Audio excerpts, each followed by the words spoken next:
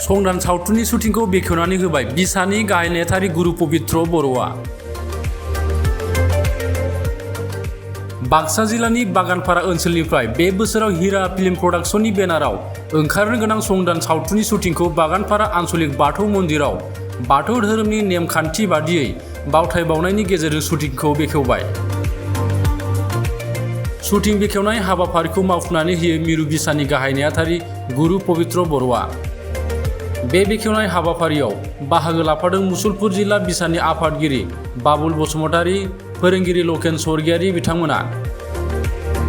बे संदान सावथुननि शुटिंआव रातुल ब्रह्मनि प्रडिउस खालामनायाव स्ट'रि स्क्रिप्ट लिरदोंमोन जतीन्द्रनाथ बर'आ आरो दिथागिरि महरै दिथा होगोन अमा राजाया। बे संदान सावथुनाव गाहायै फाव खालामगोन मुंदांखा फावखुंगुर दिनेश बसुमतारी, सोरां बसुमतारी, मिजिं सोरां बर', अनसुमै बर', प्रिया बसुमतारी, हिरामनि बर' लोगोसे माखासे महरगिरि बिथांमोना। नायगिरि नोंथांमोना सेप्तेम्बर दाननि गेजेरावनो संदान सावथुनखौ नुनो मोनगोन।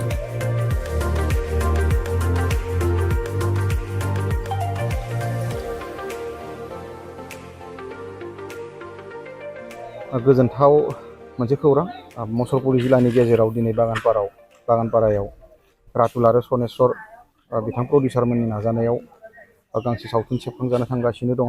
बे सावथुननि मुङानो जाबाय संदान, जायखौ लिरदों गोदोनिनो मुंदांखा थुनफावथाय आरो ड्रामा लिरगिरि जतीन्द्रनाथ बर' बिथाङा लिरदों आरो बेखौ डाइरेक्सन खालामगोन दशरथ बर'आ, जाय अलरेडि माखासे फिल्म खालामखांबाय। दिनै मोनसे गोजोनथाव बाथ्राया बेनो जे मुसलपुर ओनसोलाव मोनसेबो फिल्म शुटिं जाथ'वाखैमोन, नाथाय बेयो गिबि आरो बे बागानपारा ओनसोलनि जिखिनि प्रडिउसार आरो डाइरेक्टर बेखौ साहस खालामदों बे सावथुनखौ खालामनो बा मावनो बा दिहुननो। बिथांमोनखौ आं गोसो गोरबोनि साबायखर हरदों। ओरैबो देग्लाय बोसोराव थांनाय समफोरनिख्रुइ खोब खम फिल्म शुटिं जागासिनो दं। देग्लाय 10निबो खम फिल्मा प्रडाक्सन जागोन। बेनि गेजेराव बे मोनसे संदान फिल्माबो दिनै लिस्टआव फैबाय। बेनि थाखायनो आं जायगानि जानानै बा मुसलपुर जिल्लानिबो जानानै आरो सेन्ट्रेल कमिटिनि बिसानि नेहाथारि जानानै आं बिथांमोनखौ गोसो गोरबोनिफ्राय गाहाम हामलायनाय जाबाय। जाहाथे बिथांमोननि बे सावथुना साक्सेस जायो बेखौबो आं गसाइनि सेराव आर'ज खालामनानै आं साक्सेस जानायखौ हास्थायनाय जाबाय। देग्लाय बोसोरा क'क्राझार चिरांनिफ्राय दं मोननैसो आरो तामुलपुर डिस्ट्रिक्टनिफ्रायबो दं, ओमफ्राय गहपुर आरो लखिमपुर बेनिफ्राय दं। 7-8टासो सावथुन दा माने शुटिं जागासिनो दं आरो देग्लाय बोसोराव। बे बिश्वकर्मा बा दुर्गा फुजानि सिगां दिहुनजाहैगोन। जोंहा थांनाय समफोराव जेसेबां सावथुन ओंखारोमोन एसेबां मार्केटनि आसलते जोंनि जायगा नङा। बर' नायग्राफोरा, जोंनि बर' समाजनि जिखिनि नायग्रा दं, बे नायग्रानि गेजेराव जेसेबांनो फिल्म ओंखारगोन एसेबांनो लस जागोन, जेसेबांनो खम ओंखारगोन एसेबांनो लाब जागोन। बे मोनसे डिमान्ड आरो साप्लाइनि बाथ्रा थायो। स' जिखिनि मोजां फिल्म बेखिनियाव गोबां रां खामायदों आरो जिखिनि गाज्रि फिल्म ओंखारदों बेखिनिया लस जादों। बेखायनो बे गाज्रि फिल्म खालामग्रा बा बेबायदि एसे खम कुवालिटिनि फिल्म खालामग्रा बे प्रडाक्सन खिनिया प्राय फिल्म दिहुननो गारबाय आरो खमायलांबाय। जिहेतु दा मोनसे बिग बाजेटनि मोनसे कम्पिटिसन फैदों। बिग बाजेट होनब्लासो माने मोनसे पपुलारिटि फैयो आरो बे मानसिफोराबो नायनो हास्थायो, कमिटिफोराबो लांनो साहस खालामो। बेनि थाखायनो बे क्वान्टिटिया खमायबोदों आरो क्वालिटिया बांलांदों होननानै जों सानो। खुलुमबाय। गिबियावनो मिडियानिसिम गोजोननायखौ आङो बावहरग्रोबाय आरो गासै भिउवार्सफोरनिसिमबो आंनि गोसो गोरबोनि हामलायनाय जासिहरग्रोबाय।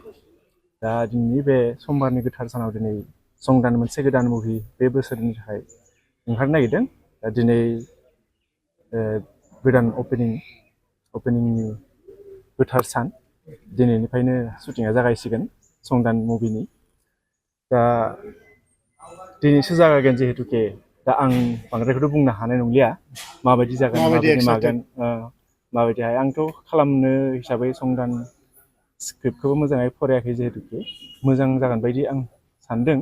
साननायालाय ससियेल मुभि बेयो, ओरैनो गामियारिनि होननानै आं खोनानो मोनदों डाइरेक्टरनिफ्राय। दा आं एक्सुवेलि एक्साइटेड, मानोना आं बेबायदि फिल्मखौ आं मोजां मोनो खालामनानै। गामियारि एबा बेबायदि केरेक्टाराव आं मोजां मोनो आरो, बेनिखायनो आं एक्साइटेड। माबायदिहाय जायो नोंथांमोना उनाव नुसिगोन। उनाव नुनो मोनगोन। बे बोसोराव मोनबेसे फिल्म दं नोंथां? बे बोसोराव मुभि फिल्म बेनो फार्स्ट ना बे बोसोरनि बे मोनसेयानो नोंथाङा एंगेजथ' जाना थियेटाराव ना ओरैनोथ' थियेटाराव थायो आङो थानाया, खिन्थु बे बोसोराव आं एग्रिमेन्ट खालामाखै, फ्रियानो दं। गिबियावनो बयनिसिमबो आं खुलुमनायखौ बावहरो रायजो राजा नोंथांमोननिसिम। दिनै जिहेतु जोंनि गोदान बे बोसोरनि गोदान सावथुन संदान बेनि बेखेवनाय सान, एक्साइटेडआथ' बिराद एक्साइटेड, आरो बेनो आंनि देग्लायनि फार्स्ट मुभि।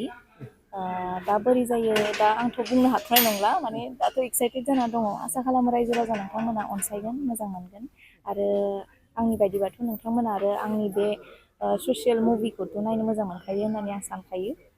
बेनोसै आरो औ